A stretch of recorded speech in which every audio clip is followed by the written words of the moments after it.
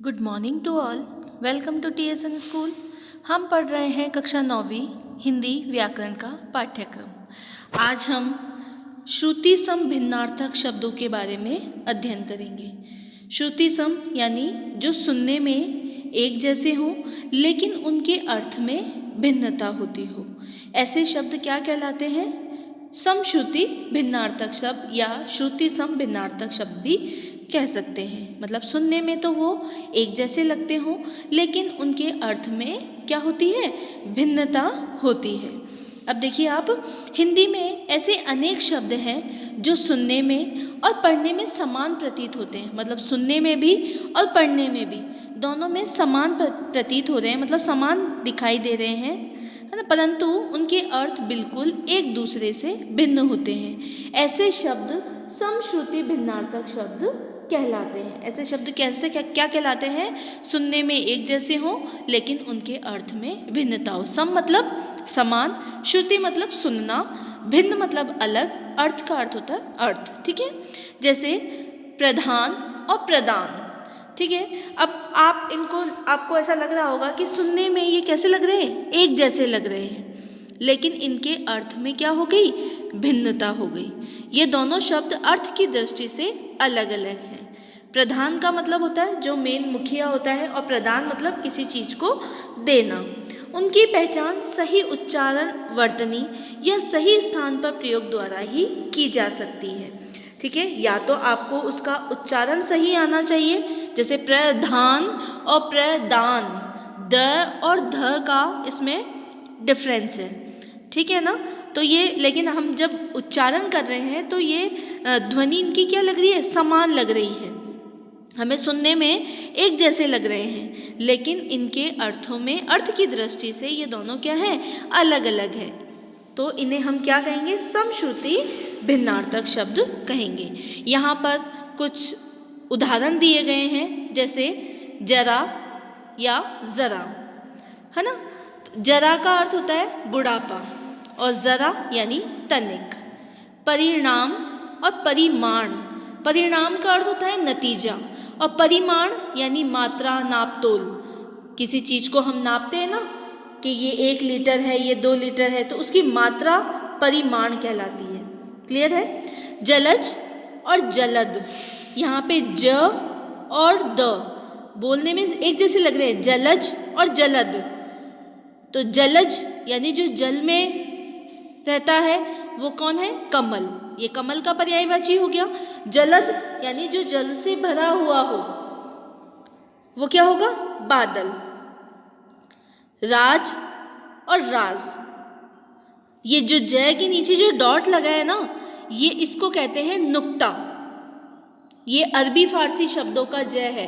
ज, फ, है ना, क, ख, ग, इन तीनों के नीचे ये जो डॉट लगा है, ये जो बिंदु लगा है ना, इसे हम कहेंगे नुक्ता कहेंगे। आपने देखा होगा जो अरबी फारसी या उर्दू में जो शब्द लिखे होते हैं, जैसे फैसला, है ना, और जज्बात, इस तरह से जो शब्द होंगे उसमें ये नुक्ता का प्रयोग किया जाता है।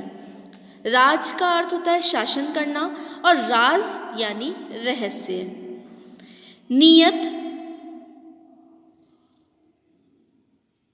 नियत और नियत, देखो इसमें छोटी और बड़ी ई की मात्रा का फर्क है, लेकिन बोलने में एक जैसे लग रहे हैं। दोनों शब्द नियत ही आ रहे हैं, लेकिन वो है नियत और वो है नियत। नियत मतलब इच्छा, और फर्स्ट वाले नियत का अर्थ है निश्चित, मतलब ये निश्चित किया गया है।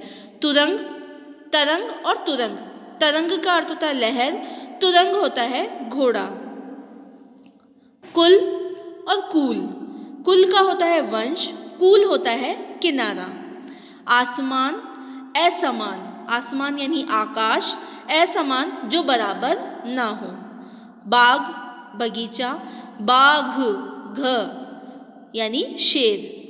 अंदर और अंतर, अंदर होता है भीतर, अंतर होता है अलग। ये आपने पिछली क्लासेस में भी पढ़ा है, 6th 7th 8th में भी पढ़ा है, उससे छोटी वाली क्लासेस में भी आप इसको पढ़ते आए हैं, और 9th क्लास में ये इसी साल आपके सिलेबस में जोड़ा गया है। जो पर्यायवाची शब्द हैं, विलोम शब्द हैं, श्रुति सम भिन्नार्थक शब्द हैं, ठीक है। और एक वाक्य भेद भी हैं आपकी टॉपिक इसमें सिलेबस में, अर्थ के आधार पर वाक्य भेद, वो भी इसी साल से नया इस आपकी 9th क्लास के ग्रामर में जोड़ा गया है। अन्य, अन्न का होता है अनाज, अन्य है यानी दूसरा। उदर, उधर, उदर यानी पेट, आपने देखा होगा उदर, उदरानल यानी पेट की जो अग्नि होती है उसे उदरानल कहते हैं ना। उदर का अर्थ होता है पेट, और उधर, उधर मतलब उस तरफ, इधर उधर वाला उधर, ठीक है।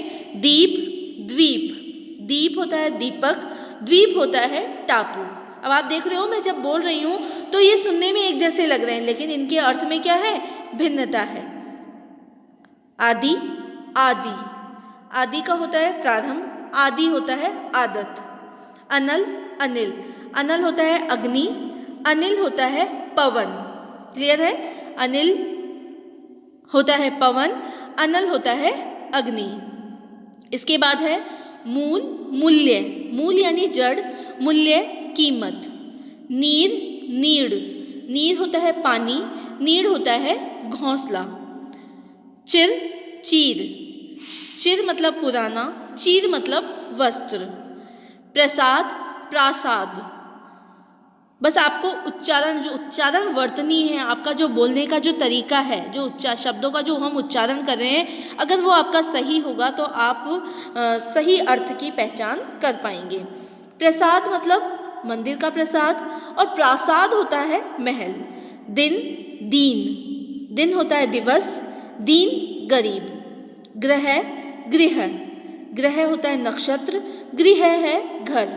कपट, कपाट, कपट मीन्स छल, कपाट यानी द्वार या किवाड़।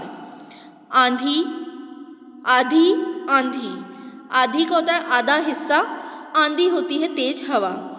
आकर, आकार, आकर मतलब खान या भंडार, आकार यानी कोई आकृति। अवधि, अवधि, अवधि का अर्थ होता है समय सीमा, और एक होती है अवधि भाषा, जो आपने देखा होगा ब्रज भाषा है ना, खड़ी बोली भाषा, अवधि भाषा, इस प्रकार की ये भाषा है। कोश, कोश, कोश का होता है खजाना, और जैसे शब्द कोश जो होता है ना, शब्द भंडार। कृपण, कृपाण, कृपण का होता है कंजूस, कृपाण होता है तलवार। और का होता है दिशा या तरफ, और का होता है तथा।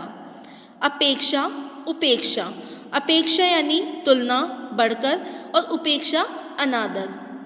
अचार, आचार, अचार यानी किसी भी चीज़ का हम अचार डालते हैं, जैसे नींबू का अचार, आम का अचार, है ना। और आचार होता है चाल चलन। इसके बाद कुछ और शब्द भी हैं, जैसे अंश और अंश।